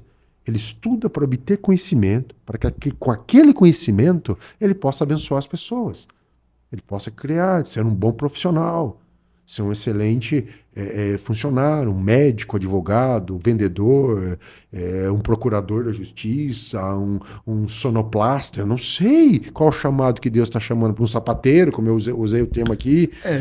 Entendeu? Só que ele não visa suprir uma carência pessoal de reconhecimento humano. Não é isso que ele quer. Não é que ser reconhecido pelo outro. Jesus condena isso em Mateus 6. Fazer as obras de justiça para ser reconhecido pelos outros. Não. Por quê? Ele já foi reconhecido por Deus. Então, ele está guardado aqui. Não para simplesmente uma ganância, uma cobiça. Não. Ele faz o melhor para o reino de Deus. Só que ao fazer o melhor para o reino de Deus, automaticamente haverá um destaque dele no ambiente. Por quê? Porque a sociedade que vivemos é uma sociedade que se joga nas cordas, que todo mundo quer direito e ninguém quer cumprir dever. É uma sociedade que o cara não cumpre horário, o cara chega, liga ali, fica o dia inteiro na internet, não quer produzir, não quer trabalhar, ele quer ganhar o máximo fazendo o mínimo. Você está entendendo? Ele só reclama, só culpa. Vive assim. Então, o cara é um empresário pela glória de Deus, ele vai tratar bem os funcionários dele, vai pagar com justiça, vai prestar um serviço de qualidade e excelência visando a glória de Deus, e automaticamente ele vai se destacar. Você está entendendo? Eu não sei se o meu ponto está sendo claro nesse aspecto. Para mim está sendo muito claro, porque é a forma como eu penso sobre servir a Deus, é a forma como eu penso, é a forma como eu ensino quando tenho oportunidade, e você não vai em busca disso, eu não vou fazer para ter, não, vou fazer para a glória de Deus, e as consequências, elas são inevitáveis. Sim. O destaque é inevitável. Eu faço pela glória de Deus, e o resultado vem dele, da mão dele, virá, assim, como o Tiago fala, né? Você vai lá, ara a terra, lança a semente, você faz o seu melhor esperando a chuva serôdia e temporã. Então, eu não tenho controle sobre a vida, não é sobre isso. Mas aquilo que eu posso fazer, eu faço o meu melhor, que é arar a terra, preparar a terra, lançar a semente, cobrir a semente, proteger a semente contra as ervas daninhas. Isso é meu papel, a minha responsabilidade eu faço com excelência. E a chuva serôdia e temporã, que significa aquilo que eu não controlo, significa aquilo que é Deus que faz, virá. Eu faço na esperança que virá. E aí, vindo a chuva serôdia, o que vai acontecer? Brota aqui a semente. E vindo a chuva temporã, o que acontece? Prepara aquela planta para produzir frutos. E aí haverá a colheita. E haverá a colheita da qualidade da semente que eu plantei. Sim, você tem... Tomate é tomate, você vai colher. Exatamente, você está entendendo? Então é isso aí. Eu não tenho poder sobre a chuva. Mas eu tenho poder sobre a semente. Mas não digo nem poder, mas responsabilidade sobre a semente. Isso eu tenho. Agora, que você falou, se a minha semente eu jogo lá o quê? Se ela é uma oliveira brava, vai nascer o quê? Oliveira brava. A gente deságua lá naquele ponto, né? A lei da semeadura. Sim, você está entendendo? Agora, então a apologética, ela trata desses assuntos mostrando a beleza da fé cristã, a coerência da fé cristã, mostrando que a fé cristã, ela não está só no nível de ir para o céu. A fé cristã fala que a minha vida eterna está garantida. Mas a apologética me mostra também que eu tenho responsabilidade na vida aqui. Sim. Aqui. Eu tenho uma responsabilidade aqui, aguardando Jesus voltar. Claro, a igreja sempre aguardou. Maranata, ora vem Senhor Jesus. Mas enquanto aguardo, não é uma espera passiva, inerte, de braço cruzado, alienado. Não, eu trabalho para o reino aqui. Eu mostro. Então é essa coerência. Por isso que a apologética mostra que a fé cristã é bela, ela corresponde à realidade, ela ajuda a viver a vida presente, com esperança no futuro. É a razão da nossa esperança. É a razão da nossa esperança. O senhor diz, e a gente já vai colocar uma vírgula nesse bate-papo, mas você fala, Apologética cristã. Por Uhum, que cristã? uhum. A apologética é uma ciência que também busca explicar outros pontos de Ah, sim. vista? Não, você pode ter apologética de qualquer. Você tem uma apologética, pode ter uma apologética, por exemplo, socialista, uma Hum. defesa da ideologia socialista. A apologética é um termo geral, não é um termo exclusivamente cristã. Então, a Uhum. apologética cristã trata de defesa da fé cristã. Cristã. A pessoa pode fazer uma apologética muçulmana, que é a defesa da fé muçulmana. Então pode ter uma apologética espírita, que é a defesa da fé espírita. Sim. Então a apologética cristã, ela dá essas respostas à sociedade, a resposta a quem pergunta, né, sobre a nossa fé, mostrando a coerência, a beleza, a formosura, mostrando o seguinte. E veja bem, a melhor apologética que existe. Claro, a apologia tem todos os argumentos.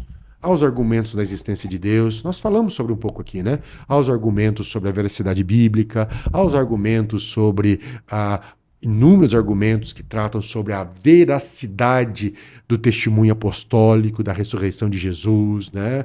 Existe, assim, o Alistair McGrath trata muito disso. Então, William Lane Craig trata muito disso, a relação da ciência com a fé, né? O diálogo. Tem então a apologética ela é bem ampla, Uhum. ela tem vertentes, ela tem nuances, ela tem caminhos, estratégias, etc. Tudo bem. Mas a principal apologética que existe é o cristão viver conforme a palavra de Deus. É aquilo que vai ser discutido na Apolo na quinta-feira. Já lhe A pergunta isso. presença fiel do cristão na sociedade. Essa é a melhor apologética. Já começa quando? A Apolo começa dia 27. Dia Dia 27? 27 e 28, o tema será a inerrância bíblica. O que é inerrância? Por que nós dizemos que a Bíblia é inerrante e infalível? Quais os argumentos disso? E como é que eu lido com textos difíceis da Bíblia? Né? Então aí o pastor Elias Soares vai nos falar 2 dias sobre essa defesa da fé, da inerrância, da veracidade bíblica, da infabilidade bíblica, dessa verdade contida na Bíblia, né? E como nós dialogamos isso com a sociedade relativista, que não crê mais nada, ou que tem outros referenciais. Na quinta-feira, o pastor Igor Miguel vai nos falar sobre isso, a presença fiel do cristão na sociedade, que é justamente uma das grandes as apologéticas que mais impactam a sociedade é a presença fiel do cristão. É o cristão vivendo em esperança a ponto do não crente, do incrédulo chegar. Mas peraí, cara, tá todo mundo desesperado, todo mundo preocupado, todo mundo vivendo uma vida depressiva, ansiosa, desesperada, sem sentir. E você tem essa alegria, e você tem essa esperança e tal. Qual é então, a vida, a presença fiel do cristão na sociedade, em meio às perseguições, que ser fiel envolve também ser prejudicar, sofrer prejuízo, Sim. tá? Não é só Não flores, não. significa você viver ali Não, viver fiel sombra significa e ser água fresca, não. questionado, ser desprezado, ser ridicularizado, como a igreja no primeiro século aqui que Pedro escreve sofria por causa do evangelho. São quantos palestrantes, pessoal? São 3. E na sexta e no sábado teremos aí o presbítero Gutierrez Siqueira, que é um apologeta, inclusive um apologética interno, que ele defende a doutrina pentecostal. Né? O Gutierrez ele tem sido um grande estudioso bíblico defendendo a doutrina pentecostal, que também daí é uma apologética denominacional. Porém, ele não vai falar sobre isso. Ele vai falar sobre guerra cultural. O que é guerra cultural? Nós vivemos uma guerra cultural? Sem dúvida. E nós estamos em guerra contra a cultura? Ou a cultura está em guerra contra nós? Ou vice-versa? O que é isso? Todo mundo fala em guerra cultural, mas o que é essa guerra cultural? E tem mais um detalhe. A guerra, em regra, ela tem um objetivo: destruir o outro. Esse é o nosso propósito? Qual é a relação do cristão com a cultura? O apóstolo Paulo disse, né? Entendeu? Qual que é a relação? Tem uma relação? Né? Toda cultura é maligna? Ou a cultura é passível de ser regenerada pelo evangelho? Entendeu? Eu tenho uma cultura brasileira. para eu ser um crente verdadeiro, eu tenho que abandonar a cultura brasileira totalmente e adotar uma cultura judaica? Ou adotar uma cultura europeia? Será que é isso? Ou eu posso ser um brasileiro cristão, com a cultura brasileira e essa cultura regenerada pelos princípios do Evangelho? Eu posso ser um indígena, continuar indígena, Eu posso, mas um indígena cristão. ou, né? Ou como em Gálatas, eu tenho que abandonar a minha cultura e me tornar um judeu. É. Você está entendendo? Por causa disso, Paulo teve que resistir Pedro na cara. Você tá né? entendendo? Tem aspectos na cultura que realmente tem que ser combatidos. Mas o que é isso? Como é que eu me relaciono como igreja e como crente? Olha, são temas importantes. Vai ser a partir do dia 27. Dia 27. 27, terça, a partir das 19h30 até as 22 horas. Terá uma palestra de 1h30 e mais meia hora de perguntas e respostas. Você pode fazer a pergunta ali para o palestrante, ele vai responder. Né? Segunda a terça, terça e quarta, na quinta, sexta e na sexta. No sábado, começa às 19 até às 21, né? Que é o encerramento. Assembleia de Deus na Rua São Vicente, 168, né? Então vai ser um momento de... Dá tempo de se inscrever. Claro, dá tempo de se inscrever. Tem aí, só procurar no site da igreja. Se alguém quiser, deixa aí o comentário nos vídeos. Vou deixar fixado o primeiro comentário. Ali, eu vou deixar passar para você o link de inscrições. Sim. É um valor simbólico, né? É um valor só para os custos de R$40 para todos os dias.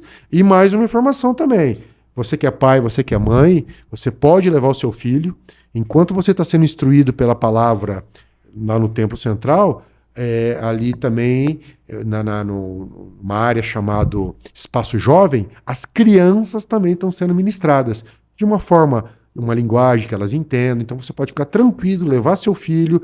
A inscrição das crianças é gratuita. Totalmente. Lá eles vão ser cuidados, vão ser instruídos, vai ter ali um lanchinho para eles, para você poder estudar com tranquilidade a palavra de Deus no Templo Central, junto com todo mundo lá. Vai ter um momento de louvor, adoração, e já entramos no estudo da palavra com esses homens de Deus trazidos aí para nos ajudar a estarmos preparados para falar da razão da nossa esperança a qualquer um que nos perguntar. Muito legal. E se você está vendo esse bate-papo, esse podcast, e já passou dessa data de janeiro, né, o primeiro mês, e você talvez tenha achado que perdeu esse momento de aprendizado sobre esse assunto que é muito relevante, eu digo que não, porque o conteúdo vai ficar salvo, né, depois de alguns meses fica salvo nas redes sociais da Assembleia de Deus Londrina. Só digitar aí no YouTube, no buscador Assembleia de Deus Londrina, dá uma verificada, pode ser que dependendo da data que você está vendo esse podcast,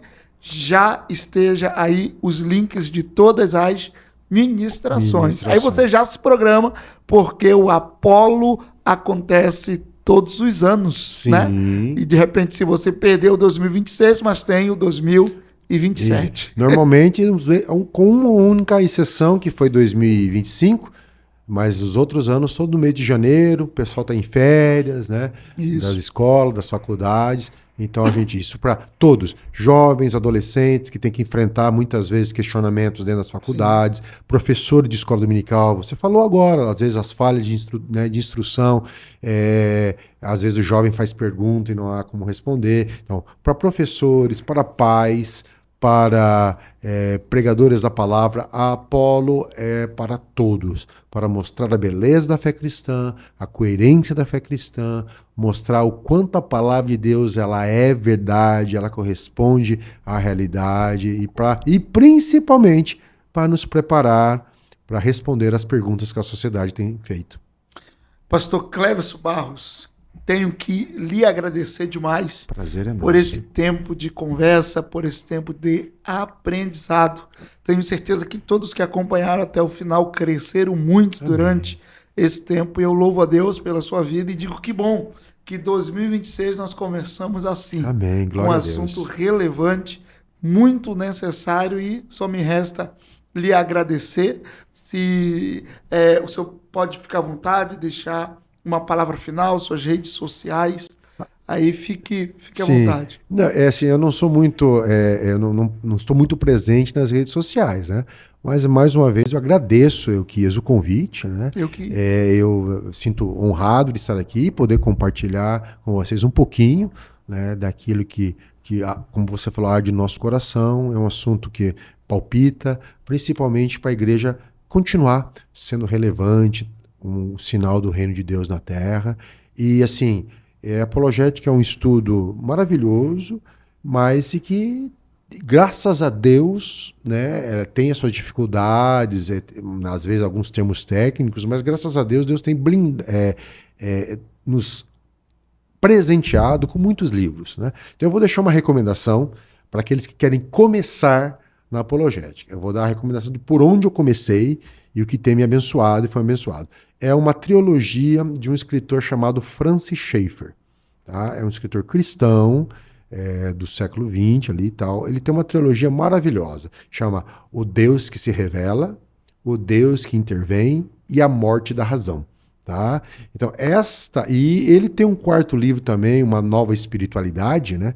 Que também fala muito sobre o dualismo que nós falamos aqui, sim, mas são 3 livros, essa primeira trilogia, que vai dar uma boa base, uma boa visão sobre a apologética, e depois tem os livros do Alistair McGrath, do próprio William Craig, que também são pessoas que se dedicam a essa defesa da fé cristã. Mas foi muito bom esse tempo que estar aqui. Espero não ter sido muito prolixo ou confuso nas explanações. E estamos à disposição quando precisarem. A nossa igreja ali, a Igreja Central, Assembleia de Deus, tem a escola dominical, onde a pessoa também pode aprender, justamente ali nas congregações, na AD Londrina. E que Deus abençoe a todos e que dê um ano de 2026 na presença dEle, crescendo na graça e no conhecimento que é em Cristo Jesus, nosso Senhor. Muito obrigado. O senhor falou sobre ter sido prolixo ou confuso. Pastor, se eu conseguir compreender e entender, então tá fácil para todo mundo. Amém. Que Deus abençoe tudo para a glória dele. Né? E você que seguiu a gente, você que acompanhou esse bate-papo, não se esquece de se inscrever aqui no canal, acionar o sininho para receber as notificações. Deixe também o seu comentário, a sua sugestão de assunto. Vai ser uma alegria muito grande poder trazer o assunto que de repente você sugeriu aí. Tá bom? Deus te abençoe muito, Deus te guarde e que os nossos olhos estejam sempre abertos para a realidade bíblica e brilhamos as nossas luzes, ou a luz de Deus em nós, brilhe diante de todos aqueles que estão no mundo, de tal forma que o Senhor seja sempre glorificado. Amém. Deus te abençoe. Fique com Deus. Obrigado, pastor. Amém. Prazer é nosso.